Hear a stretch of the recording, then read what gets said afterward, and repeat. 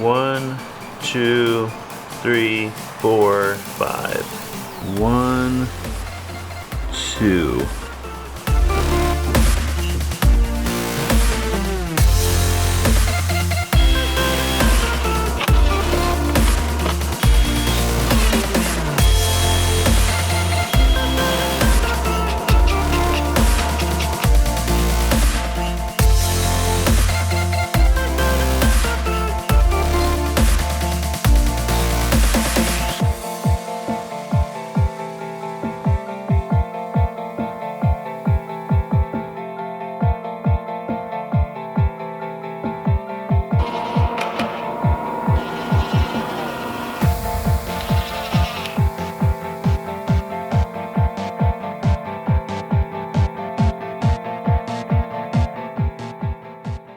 You're one of two things. Are you the kind of person who turns a song off no matter where you're at in the song? Or are you like me, you kind of have a rule that you have to finish the song before you turn it off, and if a new song starts, you have to listen to it all the way through? In case you're just joining us, we're working on a set of cabinets for our laundry area. We've been working on it for several days. It's been a lot of fun, and it's been packed full of some really great lessons. So the first project we worked on was ripping all the plywood down and building these lower cabinets. And then we also got the uppers done too. So we've got a set of upper cabinets.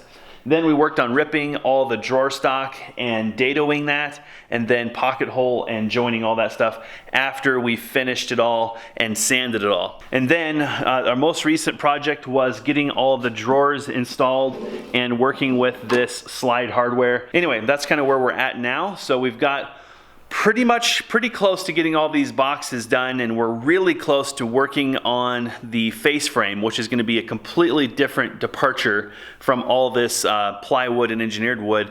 We're going to be shifting to real wood. I knew there was something I was forgetting on this list, and bingo.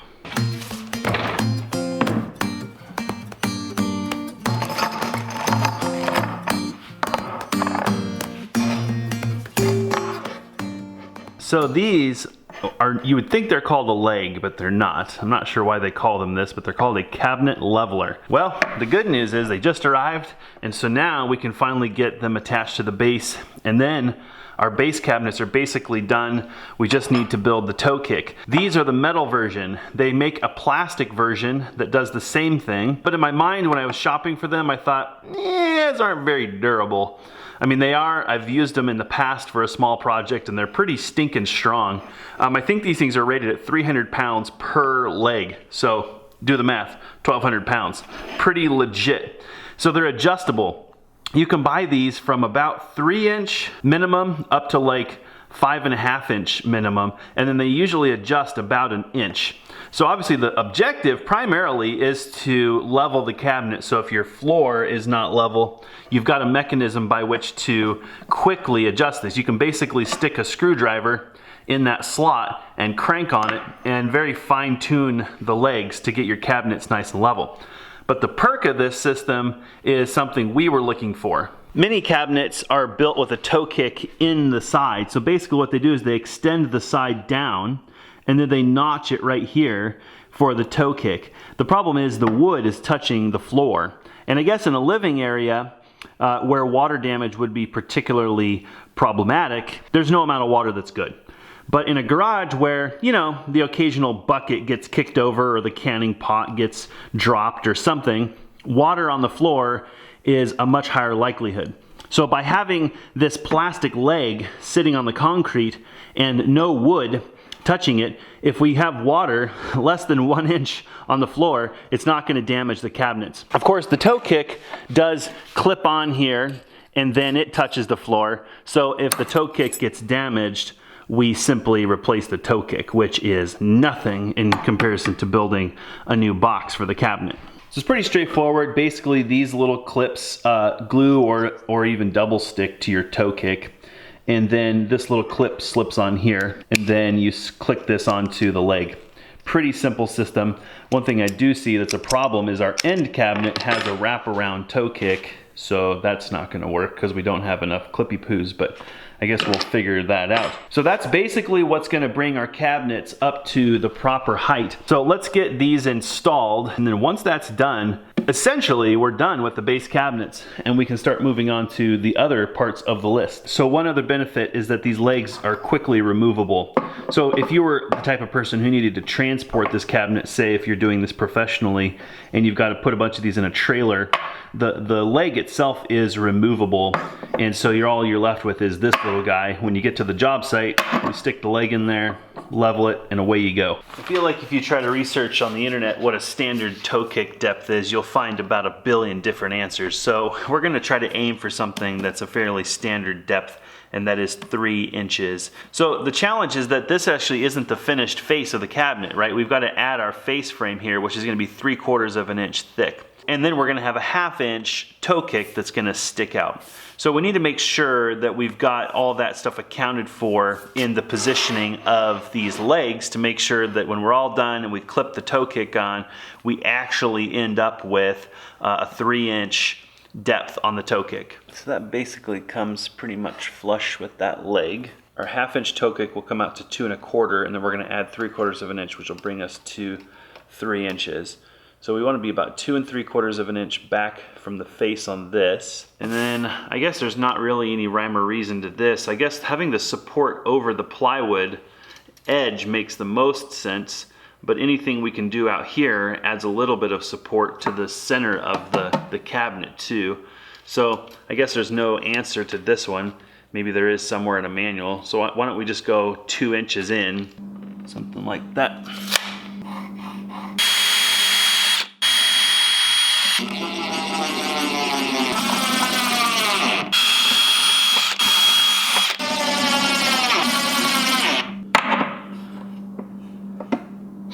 Perfect.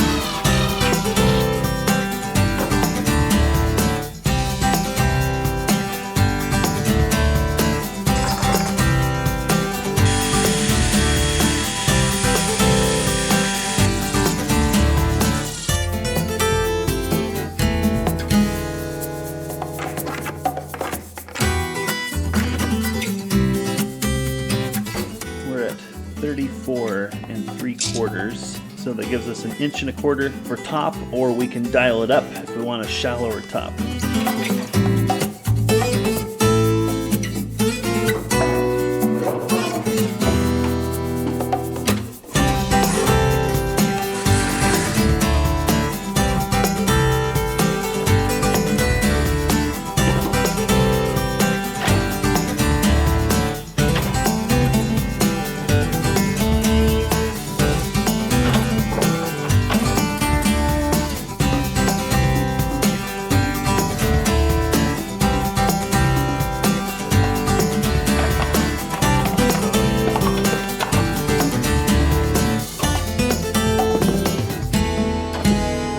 Not too shabby. I'm definitely glad that we went with these deeper drawers.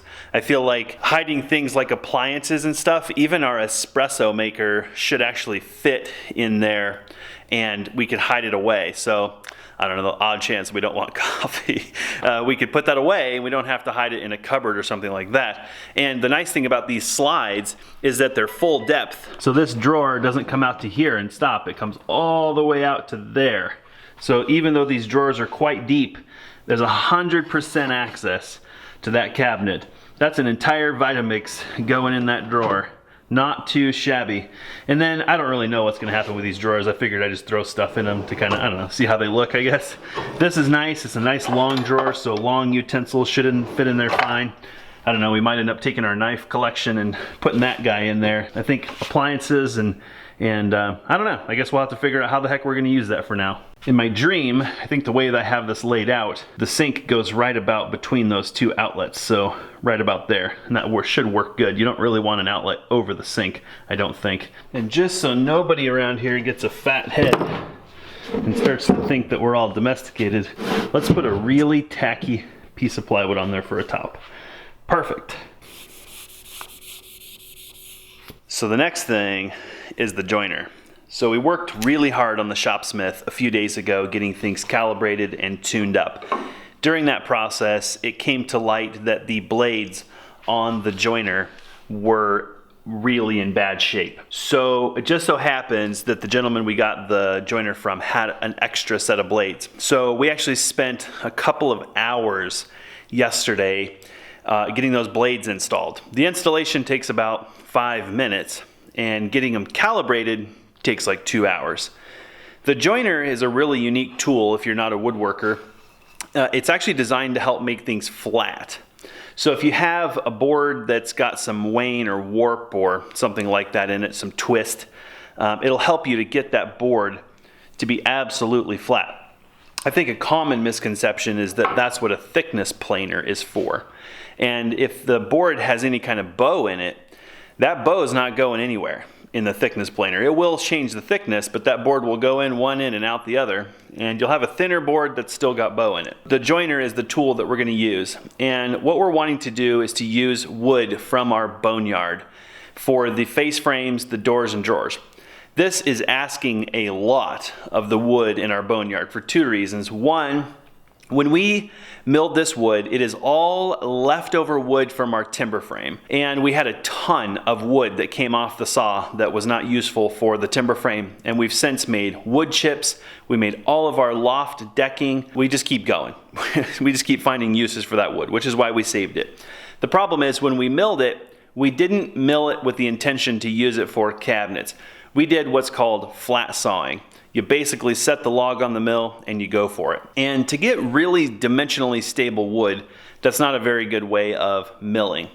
So we're gonna have a hard time finding dimensionally stable lumber out there, meaning we're gonna find lots of warping, twisting, cupping, bowing, and that's why having this joiner is really important. The other challenge is gonna be the fact that it's been sitting outside for about 2 years, unprotected in the sun, and the sun just exaggerates any type of motion in the grain, especially at the drying process. So we're gonna have a lot of fun trying to find wood that's dimensionally stable and that we can work with to build the finish face frames and doors and drawers. Let's take a look at a couple of pieces of wood and we're gonna see exactly what we're looking for and what we're hoping we don't find a lot of, but I'm pretty sure we're going to.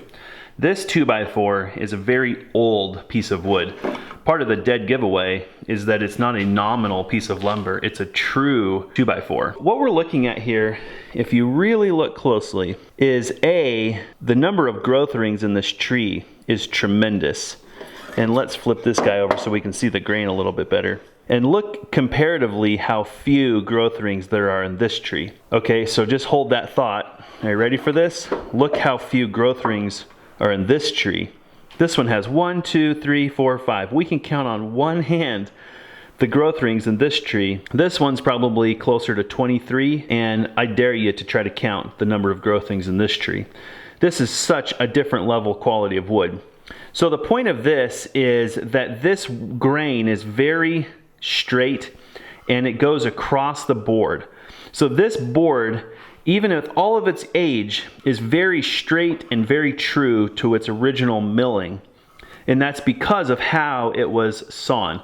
Part of that is the size of the tree. You can see that this tree was quite large because there's such a very small footprint of the growth rings in this board. Whereas you can see that this tree either wasn't very big, which is probably more true, or this 2x4 was sawn very close to the heartwood. The truth is this tree wasn't very big, just because our forests aren't rejuvenating as fast as we're cutting them. And to add to that, we're growing wood like weeds. In a lot of the coastal areas where a lot of this wood is grown, the growth is just insane in these trees. So much so that they're logging them every 20 to 25 years and producing wood out of them. So this is actually a high quality piece of wood in the modern era. This is more typical of what you would see in a lumber yard. So the challenge for us is that we really don't want this type of growth ring alignment, because if you imagine that this piece of wood were to shrink, this piece of wood is actually going to cup. And part of that is because these growth rings out here are going to shrink more than the growth rings in here. So the consequence, I believe, if I'm correct, is that this top of the board will actually cup like this because of the tension that's created in those growth rings as they dry. This piece of wood happens to be kiln dried, and it's very likely that it was resawn after drying or planed after drying to get rid of some of those undesirable characteristics. And this piece we have tuned up a bunch in the joiner and the planer. I use this just as a sample. This looked like this when I started, and I've since run it through the planer and the joiner, and that's a really beautiful piece of wood. In fact, that grain structure isn't too bad. That's pretty desirable. That's a pretty stable piece of wood, minus the fact that there's just not much growth rings in that particular tree. I get that that's a lot of information, guys, but this stuff, I think, when we're working on finished carpentry, starts to become more important, and the people who work with real wood understand all these little nuances. Plywood is like an engineered product. You can get away with sin with that stuff. It's really resistant to warping and twisting. I mean, it sits in the weather and it holds its shape. Wood, real wood, is not that way. And because we're starting with a particularly neglected piece of wood, we have our work cut out for us. So I learned about a lot of this stuff during the engineering of our timber frame, because it turns out that they actually have had to adjust the engineering tables from which they derive calculations in recent years, because the trees aren't as strong as they used to be. Think about that for a minute. So maybe where before you had to use a 6x6, now you might be required to use a 7x7 or something, maybe an 8x8, just because they're engineering for a weaker tree. Isn't that crazy? So as we head out to the boneyard to look for wood, we're obviously going to be using much thinner material than this. We're probably going to be starting with something in the inch or 1.25 inch range, and that'll give us enough wood that we can plane away all this undesirable wood, and we'll be left with the final dimension, and we'll be left with plenty of wood that we can do what we want. We're looking for grain structure, something along these lines. Where that would come from is very likely near the middle of the tree. Unlike this piece, which was sawn from somewhere around the edge of the tree where the rings are curved, this was sawn from a large tree near the edge, so there's not much twist in the rings.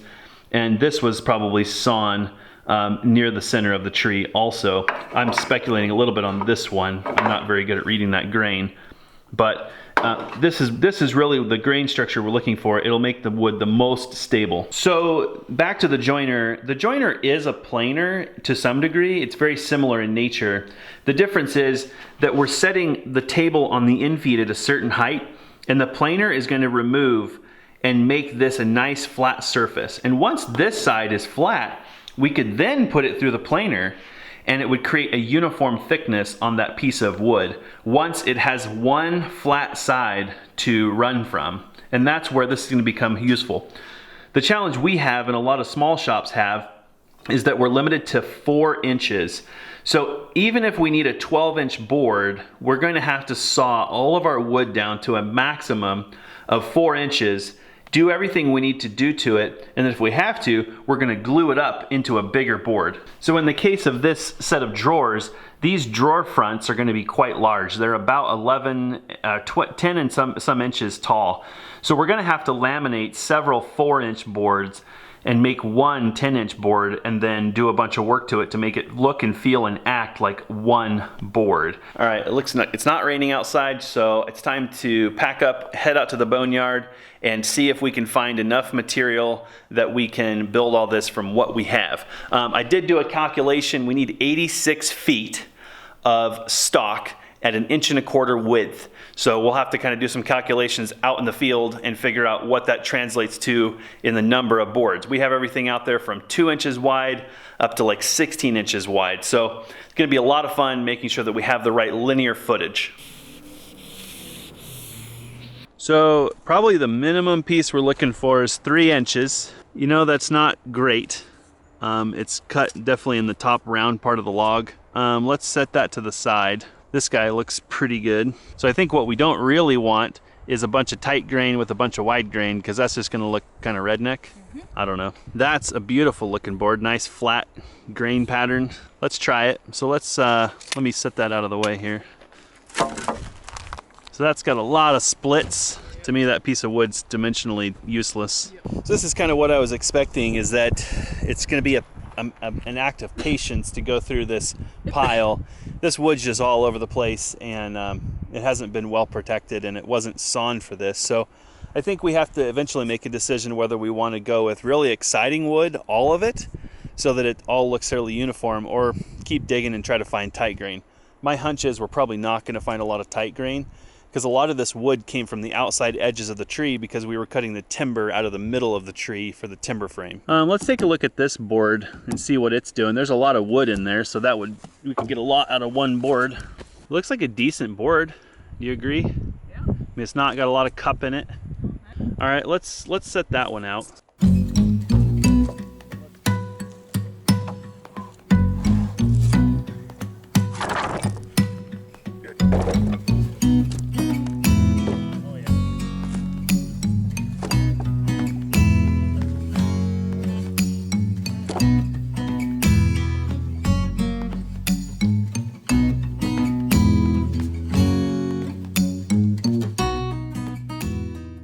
Well, we had to dig to the bottom of the pile, but I think what we learned is that in some of the stuff that there's a lot of flat grain in the middle, there's actually some pretty tight grain on the sides. So like this board's got some small knots in it, which we'll have to dodge. But you can see that the grain's actually really tight here on the side, but then out here in the middle, the grain gets really flat. And then over here, it's pretty tight. So I think what's gonna happen is kind of what happened when we made the hot tub. We actually bought a bunch of wood like this. We sawed it up on a table saw, and then we were very picky about where we cross-cut. We basically cut all the knots out of the wood, and in the end we ended up with clear wood. So you can buy clear lumber, but this stuff is outrageously expensive because it's really hard to come by. Or you can take a piece of wood like this and you can get all surgical with it, and you'll end up with the same look with like 1/10 of the cost. So I'm pretty sure, 110% sure, that's not going to go through the table saw in the house. So I think it needs to be ripped down to some manageable dimension. We know that these pieces are 27 feet. So at 27 feet, if we rip them, 9 foot's manageable. That'll go through the table saw with help. I think we'll get the saw out here, we'll cup these to 9 foot, haul it back to the house, and we're ready to start making sawdust, I guess.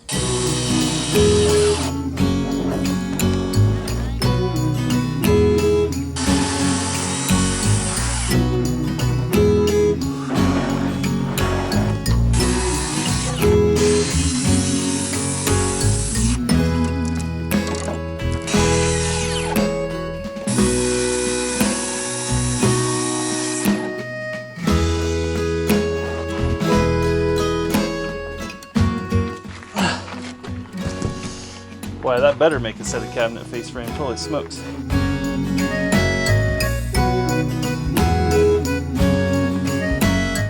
Right there, that, and that. Lots of that.